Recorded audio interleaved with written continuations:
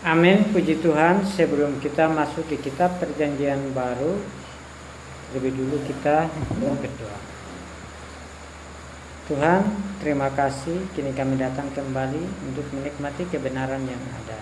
Semoga kebenaran ini dapat bermanfaat bagi kehidupan kami kelak. Agar kami menjadi imam-imam hari ini yang betul-betul mau datang untuk mempersembahkan diri kami di hadapan dan berbicara tentang kebenaran kepada setiap orang ya Tuhan. Karena itu bawalah kami dan ajarilah kami tentang kebenaran akan firman-Mu, karena setiap kebenaran adalah makanan dan selera kami. Terima kasih ya Tuhan, lewat tuntunan Roh-Mu yang kudus di dalam diri kami, mulia bagi nama. Amin. Amin, puji Tuhan. Malam ini kita melihat di kitab perjanjian baru, di kitab Yohanes pasal 4 ayat yang ke-24. Kita baca bersama. Allah itu roh, dan barang siapa menyembah dia harus menyembahnya di dalam roh dan kebenaran. Amin, puji Tuhan. Ayat ini berbicara tentang bagaimana kita menjadi orang Kristen yang mau datang menyembah Allah. Karena itu kita harus menyembah Allah di dalam roh dan kebenaran. Kita bisa melihat di sini bahwa karena itu kita perlu melatih roh kita untuk berdoa. Kenapa kita harus melatih roh kita untuk berdoa? Karena berdoa adalah kita berkontak dengan Allah, berhubungan dengan Allah. Bagaimana kita bisa menyalurkan apa yang kita inginkan kepada Allah, sehingga Allah mendengar setiap doa-doa kita. Karena itu puji dan syukur bahwa kita datang menyembah Dia, harus menyembah dalam roh dan kebenaran. Karena itu kita perlu melatih roh kita untuk apa? Untuk berdoa. Begitu kita berdoa, maka roh kita akan terbuka, bebas dan mampu menikmati kekayaan Allah dan menerima infus Allah. Kita akan menjadi segar, hidup dan kuat.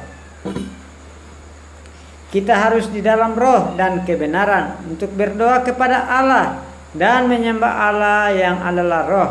Dicatat dalam Yohanes 4 tadi.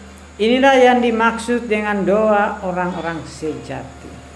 Kita bisa melihat bahwa di dalam iman perjanjian lama juga berbicara tentang bagaimana berdoa.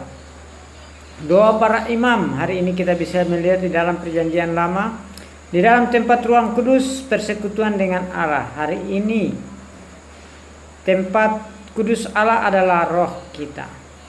Karena itu menjadi seorang imam bukanlah sekedar sibuk dengan urusan lahiriah, melainkan berpaling ke dalam roh, tinggal di hadirat Allah dengan bersekutu, berdoa dan melayani Allah. Ketika kita berpaling ke roh, kita kembali ke tempat kudus.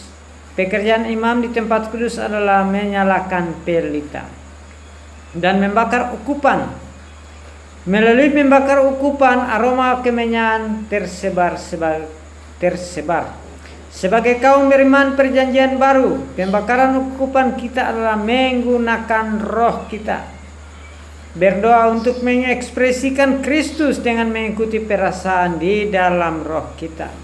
Setiap orang Kristen adalah seorang imam, tetapi sangat sedikit orang Kristen yang memalingkan rohnya untuk bersekutu dengan Allah. Karena itu kita bisa melihat bahwa bagaimana kita mau bersekutu dengan Allah kalau kita tidak berpaling kepadanya dan menikmati setiap kebenaran yang ada. Di sini kita bisa melihat bahwa Alkitab jelas menjelaskan kepada kita bahwa Allah menjadi hayat kita dengan mengalir keluar. Allah bukan hanya hayat kita, Dia adalah hayat yang mengalir keluar pada awal dan akhir. Alkitab juga berbicara tentang sungai yang tercatat dalam Kejadian pasal 2 ayat 10. Kita bisa melihat juga di Wahyu pasal 22 ayat 1 dan 2 yang mengatakan, lalu Ia menunjukkan kepadaku sungai air kehidupan di tengah-tengah jalan kota itu, yaitu di seberang menyeberang. Sungai itu ada pohon-pohon kehidupan yang berbuah 12 kali. Amin, puji Tuhan. Bahwa kita bisa melihat bahwa Tuhan adalah air kehidupan bagi setiap orang yang menaruh harapan, percaya ke dalam dirinya. Di dalam perjanjian baru Tuhan berfirman, tetapi siapa yang meminum air yang akan kuberikan kepadanya, ia tidak akan haus untuk selama-lamanya. Sebaliknya air yang akan kuberikan kepadanya akan menjadi mata air di dalam dirinya, yang terus-menerus memancar sampai kepada hidup yang kekal. Tercatat Yohanes pasal 14, Yohanes pasal 4 ayat 14. Selanjutnya Allah berfirman, siapa yang percaya kepadaku seperti dikatakan oleh kitab suci, dari dalam hatinya akan mengalir aliran air hidup. Tercatat di Yohanes pasal 7 ayat 38. Amin. Di sini kita juga melihat bahwa roh yang terbuka dan mengalirkan hayat. Air hayat bisa mengalir jika ada saluran keluar. Bagi banyak orang beriman, aliran air hayat bersumbat karena tidak ada aliran keluar. Karena itu kita perlu meluaskan hati kita kepada orang lain.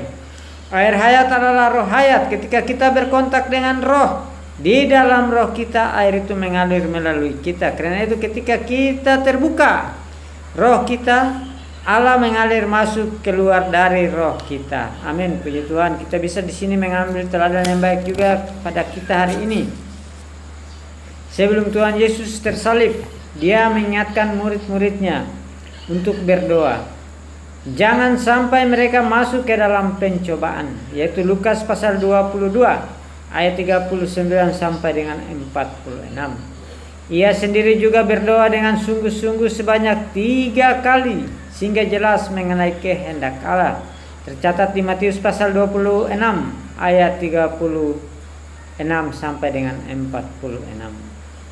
Di sini juga kisah para rasul mencatatnya, sekitar 120 murid-murid berkumpul dan berdoa selama 10 hari, yaitu kisah di ayat yang ke-12 sampai dengan 15. Dan kemudian pada hari Pentakosta Roh Kudus dicurahkan, yaitu di pasal 2 ayat 1 sampai dengan 4. Dalam kisah para rasul pasal 13 ayat 1 dan 3 mencatat bahwa Roh Kudus mengutus Barnabas dan Saulus untuk pekerjaan yang telah mereka terima ketika para nabi dan pengajar dalam gereja lokal di Antioquia melayani Allah di dalam doa. Amin, puji Tuhan. Di sini kita sangat jelas bagi kita bahwa kita perlu berkontak Allah terus menerus dengan mengambil Dia sebagai sesuatu yang hidup di dalam kehidupan kita dari hari lepas hari. Karena itu mulia bagi nama Tuhan. Saya sampai di sini, sebelumnya kita berdoa. Tuhan, terima kasih, puji dan syukur padamu di malam ini lewat berita-berita yang Kau singkapkan dirimu ke dalam kami. Karena itu kami bersyukur dan berterima kasih padamu. Pimpinlah kami dan sertailah kami senantiasa. Oh Tuhan Yesus, sungguh mulia bagi nama-Mu. Amin.